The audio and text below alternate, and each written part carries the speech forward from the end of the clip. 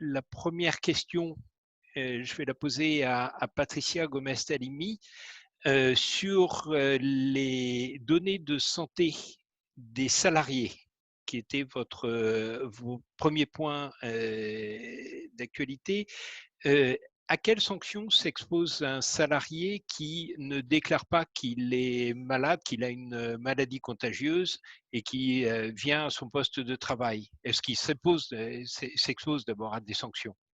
Oui, alors effectivement, il y a un article du Code du travail qui est un article qui mérite d'être connu. C'est l'article L4122-1. Chaque salarié doit veiller à préserver sa propre santé, mais également celle des personnes avec qui il pourrait être en contact. C'est le pendant de l'obligation de sécurité de l'employeur. Et le salarié qui ne respecte pas son obligation contractuelle, il s'expose à une sanction disciplinaire pouvant aller jusqu'au licenciement pour faute grave. Jean. D'accord. Donc, c'est quelque chose que l'employeur doit prendre en compte assez rapidement et lui-même, donc l'employeur, s'il ne réagit pas alors qu'il sait qu'un salarié est malade et vient malgré tout travailler, à quoi Alors, s'expose-t-il?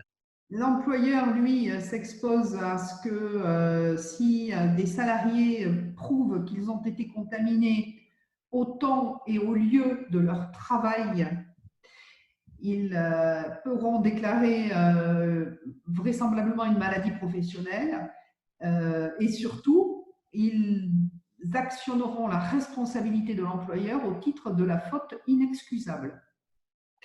Étant précisé que c'est lourd financièrement, mais il y a un deuxième pan à explorer, c'est un pan pénal, et ça pourrait être qualifié de mise en danger de la vie d'autrui, c'est un délit, ou d'homicide involontaire si le salarié développe la maladie, petit 1, s'il en décède, ce sont les ayants droit qui succéderont au salarié. Bref, les sanctions sont extrêmement lourdes. Oui, il faut pas plaisanter avec ça, en aucun cas. Amélie, une question pour vous sur l'intervention que vous avez faite sur les forfaits annuels versus forfaits mensuels. Et on a bien compris qu'il y avait une nullité qui était prononcée, mais qu'est-ce qui se passe une fois que la nullité est prononcée? Le contrat est requalifié ou... Alors là, on parle de la nullité de la convention de forfait en jour. Ça ne veut pas dire que le contrat de travail en lui-même est nul. Ça veut simplement dire que les dispositions relatives à la durée de travail de manière générale vont s'appliquer aux salariés, ce qui n'est pas le cas lorsqu'il y a une convention de forfait en jour qui est à jour annuel qui est conclue. Et donc, le salarié aura la possibilité, et c'est ce qui était fait en espèces, de demander, par exemple, le remboursement des heures supplémentaires qu'il aurait effectuées pendant l'exercice de son activité. Merci. Patricia Gomez-Talimi, une nouvelle question pour vous sur l'activité partielle. Il est tentant pour certains employeurs, notamment chez les startups qui ont vraiment envie de démarrer leur activité, de déclarer des salariés en activité partielle et en même temps de les inviter gentiment à continuer à travailler. À quoi est-ce qu'on s'expose quand on fait ça?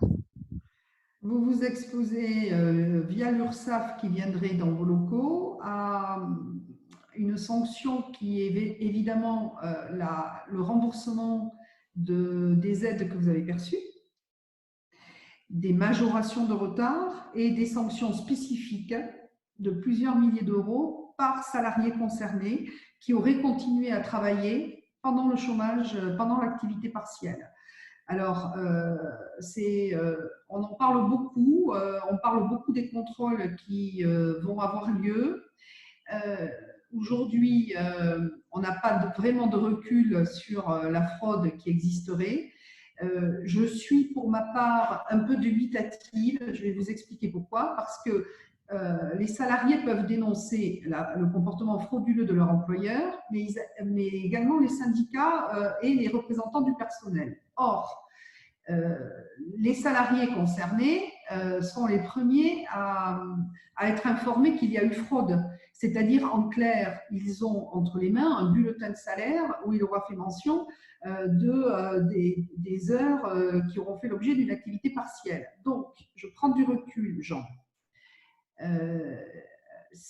L'employeur qui qui se serait livré à ce type de mécanisme est complètement stupide parce qu'il laisse entre les mains de son salarié une épée de Damoclès que le salarié pourra actionner dans les 3 ans à venir pour le faire chanter le jour venu. Voilà, Jean. D'accord, donc c'est pas franchement le meilleur des mouvements à faire. Et lorsqu'on voit des employeurs qui seraient tentés de passer de l'autre côté de la barrière, les inciter à beaucoup de prudence et à éviter ce type de comportement. Merci. Amélie Angèle-Dinger, vous nous avez parlé des contrôles URSSAF. Et de la régularité. Le président Macron a beaucoup parlé du droit à l'erreur. Comment est-ce que ça s'applique dans le cadre de contrôle URSSAF? Et puis également, lorsqu'on a des contrôles URSSAF, est-ce qu'on peut se faire assister? Et par qui est-il intéressant de se faire assister lorsqu'on est employeur?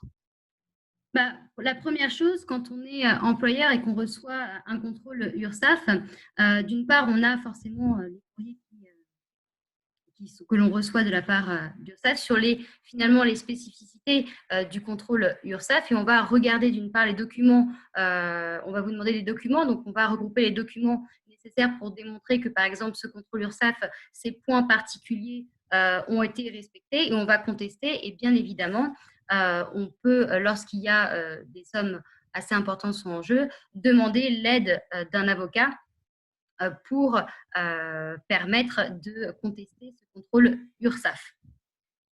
Peut-être que Patricia a sur ce point-là des éléments supplémentaires à apporter sur la question du contrôle URSSAF et le recours justement aux avocats pour contester ce contrôle URSSAF.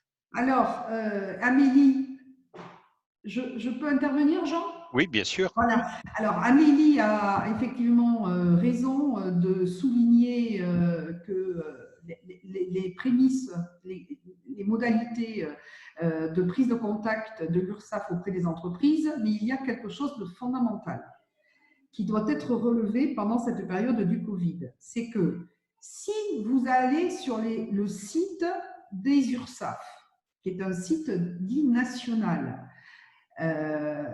et vous allez aller sur la rubrique questions-réponses. Je vous en supplie, faites tous une copie d'écran et une impression et un enregistrement des questions-réponses qui sont consacrées au futur contrôle URSSAF, parce que les URSSAF décrètent au plus haut niveau qu'elles seront bienveillantes avec vous, entreprise. Donc la notion de bienveillance recoupe parfaitement, Jean, la notion de droit à l'erreur mise en avant par le président Macron par rapport aux entreprises contribuables. Donc, cela veut dire quoi? Cela veut dire qu'il y a tout un questionnement aujourd'hui, notamment sur les frais du télétravail. Et les URSSAF ont pour habitude, lorsqu'elles viennent contrôler une entreprise, notamment de regarder le poste des frais professionnels. Donc, là-dessus, pendant les 3 ans à venir, pour l'année 2020, on peut espérer que la bienveillance sera de mise. Et moi, j'en suis certaine, Jean. D'accord. Écoutez, on va en former le vœu également. Comme on est sur ces indemnités compensation aux frais professionnels, vous nous avez parlé dans le cadre de la mobilité durable de la possibilité d'obtenir une prise en charge du covoiturage parmi les mesures. Mais qui est-ce qui peut toucher une indemnité? C'est bien l'employeur qui la verse, si j'ai bien compris. Ouais. Et qui est-ce qui la touche? C'est le covoituré? C'est le covoitureur? Comment est-ce qu'ils démontrent qu'ils ont partagé justement un véhicule? Alors, voyez Jean, on touche avec votre question, on touche du doigt la propension qu'on a en France à rendre complexe, parce qu'effectivement, cette question n'a pas été évoquée. C'est qui touche? Alors moi, je vais vous dire, a priori, c'est le monsieur ou la dame qui conduit la voiture. Ce serait logique. Ça paraît légitime, parce que si je me fais transporter, je ne vois pas pourquoi, j'expose pas de frais. Donc non, c'est le conducteur ou la conductrice qui touche l'indemnité de la part de son employeur. Et vous qui êtes le covoituré, eh bien, vous dites merci à votre chauffeur ou à votre chauffeuse. D'accord. Et lorsqu'on est en région parisienne, est-ce que ça peut être compatible avec Navigo, puisque les transporteurs d'Île-de-France Mobilité invités à à ne pas surcharger les transports, à prendre plutôt des moyens de déplacement individuels? Oui, alors Jean, vous avez raison. On a invité les franciliens à utiliser les modes de transport alternatifs. C'est compatible, mais ça ne saurait excéder 400 € par an et par salarié. D'accord. La prise en charge en question. Après, vous avez juste la période. Vous voyez, le Navigo, à partir du moment où vous ne pouviez pas vous déplacer, de toute façon, il n'était pas versé. Oui, il était neutralisé. Voilà. Oui. Oui. Merci beaucoup. Je regarde le chat, je regarde les mails. Nous avons des questions aussi qui concernent le dénigrement. Alors ça, c'est Amélie Ingel-Dinger qui avait abordé le sujet. Lorsqu'on parle de dénigrement après que le salarié ait quitté l'entreprise, est-ce que ça se rattache à l'obligation de loyauté que l'on a lorsqu'on est au sein de l'entreprise, et pendant combien de temps cette obligation s'exerce-t-elle après le départ de l'entreprise? J'ai envie de dire, d'une part, déjà dans le contrat de travail, vous avez la possibilité d'inclure une clause de loyauté, c'est-à-dire que le salarié a l'obligation de loyauté envers son employeur. La question est intéressante parce que là, effectivement, on ne s'est pas trouvé dans l'exécution du contrat, mais postérieurement à l'exécution du contrat.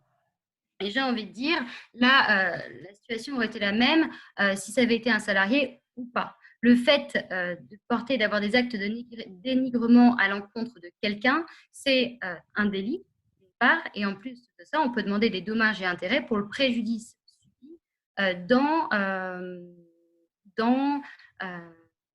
la réparation des préjudices civils, donc au plan civil, donc ce qui était le cas devant le tribunal de grande instance, qui est devenu le tribunal judiciaire.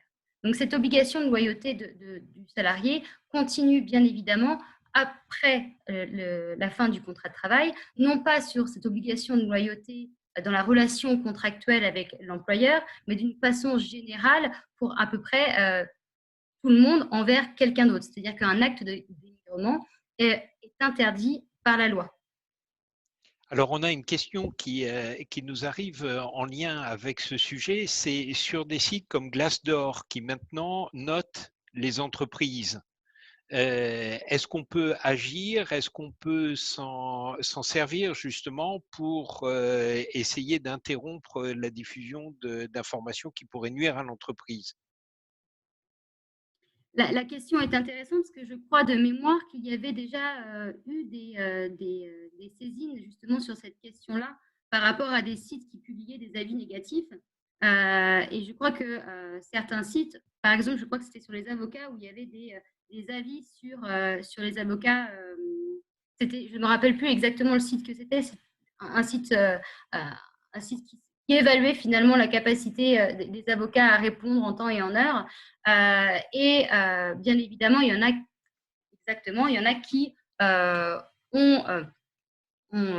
qui ont saisi les juridictions compétentes pour contester les avis négatifs des salariés. La problématique est la suivante dans ces cas de figure-là, c'est d'aller retrouver la personne qui a commis des actes ou qui a émis l'avis négatif sur la question.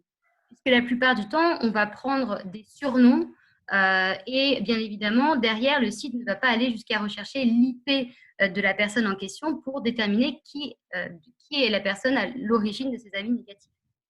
Ce qui n'était pas le cas échéant ici, puisque la personne, l'ex-salarié en question, était bien identifié et on savait pertinemment que c'était CDI, j'imagine parce qu'il avait été, son contrat avait été rompu pendant la période d'essai. Donc, il est bien possible d'aller chercher en fait la responsabilité de salariés, y compris lorsqu'ils sont derrière Glassdoor. Voilà, et la question derrière, c'est l'opportunité des poursuites. Parce que là, on a bien vu, bon, à part enlever l'avis négatif, la sanction en tant que telle était seulement, par exemple, là, de 1 000 €. Donc, c'était assez symbolique. Oui. Patricia Gomez-Talimi, vous nous avez parlé des entretiens professionnels. Comment est-ce qu'on différencie les entretiens à 2 ans, les entretiens à 6 ans dans la pratique? Et lorsque on a des périodes comme celle qu'on vient de traverser avec beaucoup d'incertitudes, comment est-ce qu'on peut aborder les perspectives d'évolution dans le cadre de l'entretien à 2 ans? Alors, les entretiens ont la régularité suivante.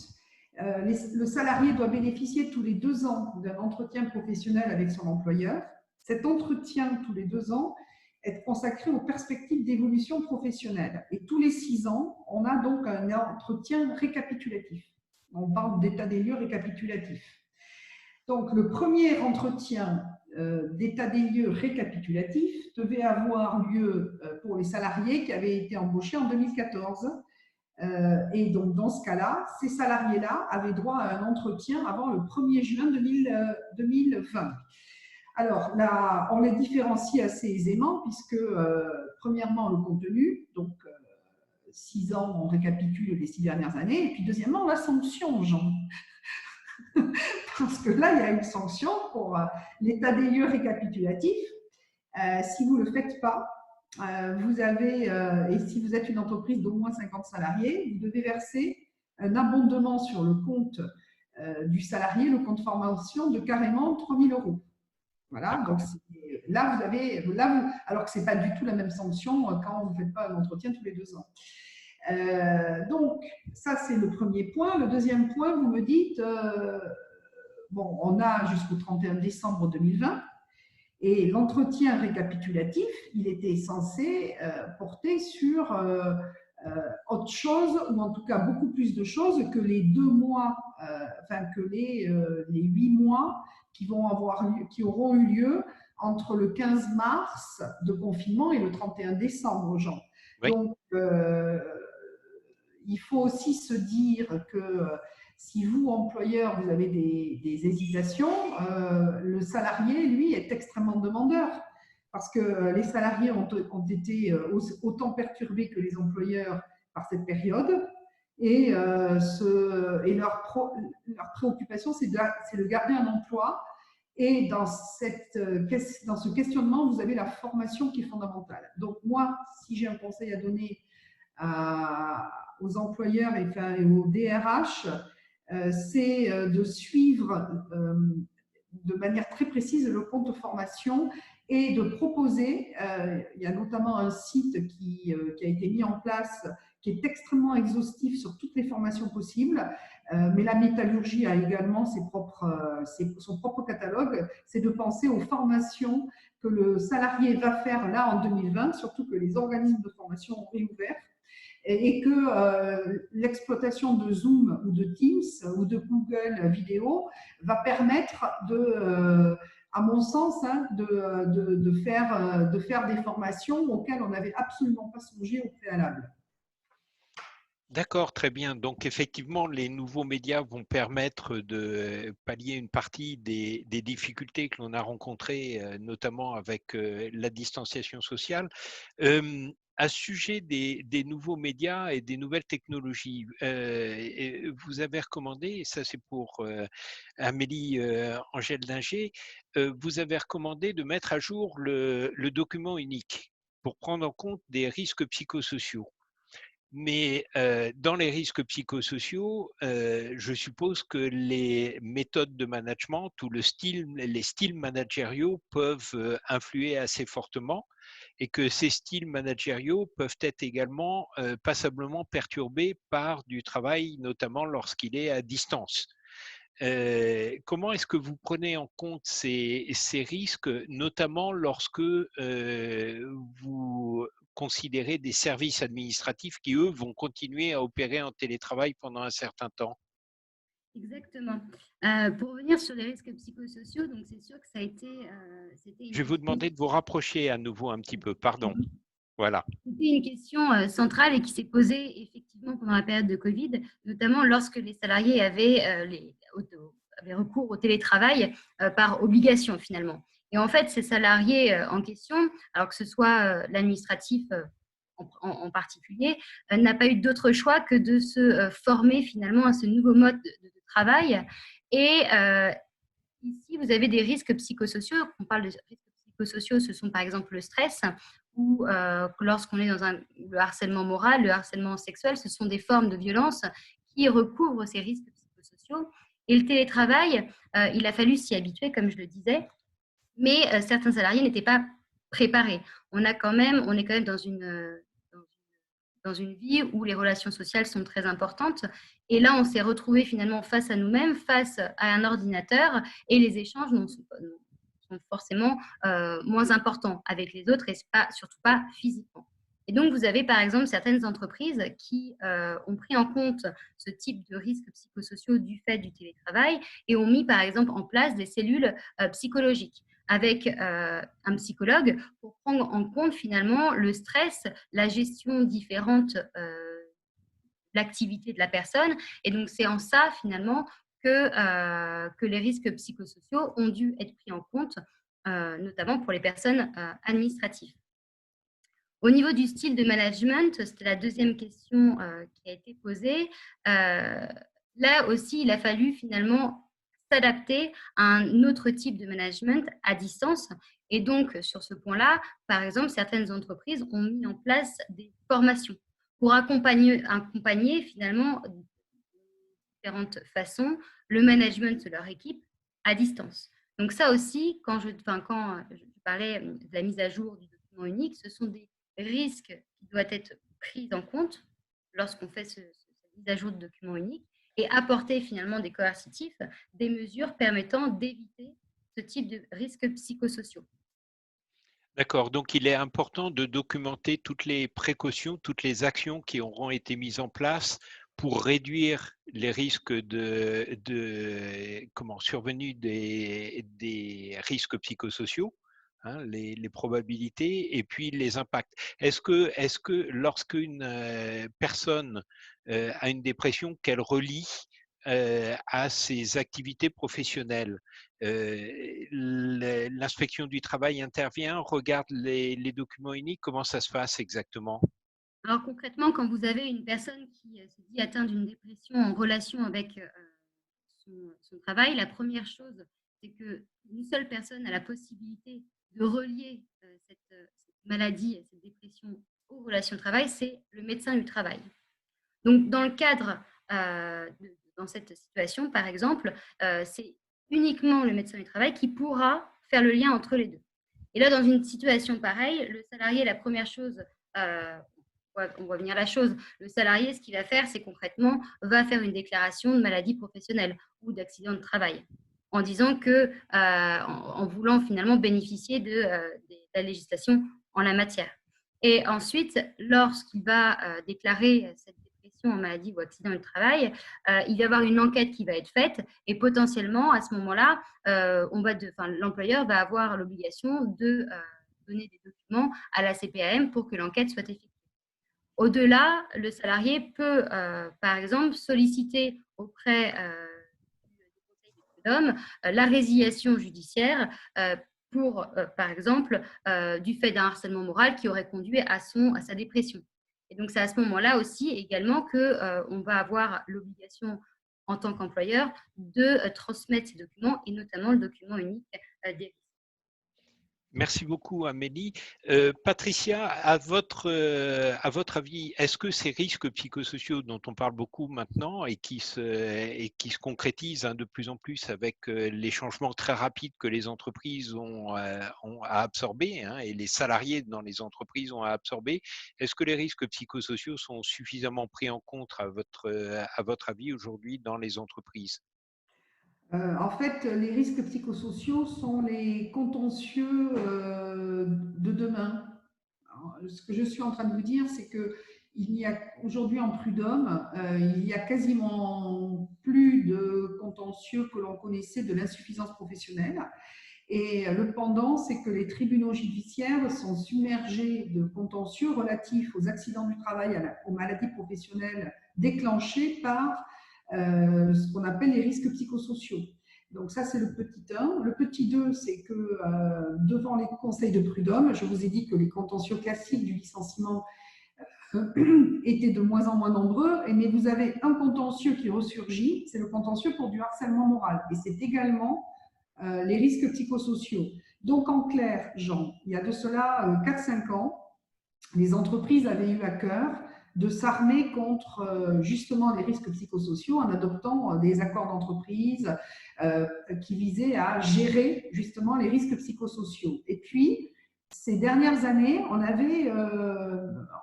les entreprises avaient fait le nécessaire, les grandes entreprises avaient fait le nécessaire, et dans les PME, on en parlait quand il y avait par exemple un accident du travail, une maladie professionnelle qui était déclenchée suite à un entretien préalable à un licenciement, hop, et finalement il y avait eu on n'en parlait plus beaucoup des risques psychosociaux. Et aujourd'hui, ils ressurgissent notamment avec le télétravail. C'est-à-dire que les entreprises vont devoir se repencher sur des nouveaux risques psychosociaux auxquels elles n'avaient pas songé lorsqu'elles ont adopté leur charte et qui sont issus notamment de l'isolement du salarié, petit 1, mais également, et ça c'est important pour vous, Jean, parce que je sais que vous aimez beaucoup le management, qui sont également issus, petit 2, de la transformation du lien managérial. C'est-à-dire qu'en clair, aujourd'hui, comment manage-t-on un salarié en télétravail? Nous, on a beaucoup de questions sur le sujet, notamment sur des salariés qui sont en télétravail et en forfait jour. Et les employeurs nous disent, mais on a le sentiment, la chaîne de hiérarchie se plaint qu'ils ne travaillent pas. Et ça, Jean, c'est exactement le risque psychosocial d'excellence, c'est-à-dire le malaise qui va naître et qui, s'il n'est pas géré, peut aboutir effectivement à des situations dramatiques.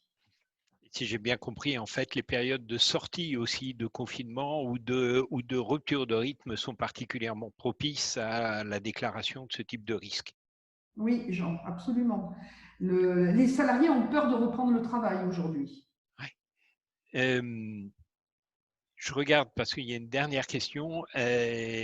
Oui, alors est-ce que le développement du risque psychosocial n'est pas dû au plafonnement des indemnités prud'homales en cas de licenciement? C'est une excellente idée. C'est Absolument. une excellente remarque. Vous avez raison, c'est déplafonné en cas de harcèlement. Et effectivement, on peut penser que ce sont des stratégies d'avocats plutôt salariés qui se disent mais l'arbre ne doit pas cacher la forêt. Ce que je suis en train de vous dire, c'est que certes, il n'y a jamais de fumée sans feu finalement. Il n'y a pas d'histoire complètement inventée à la base. Il n'y a pas de fumée sans feu.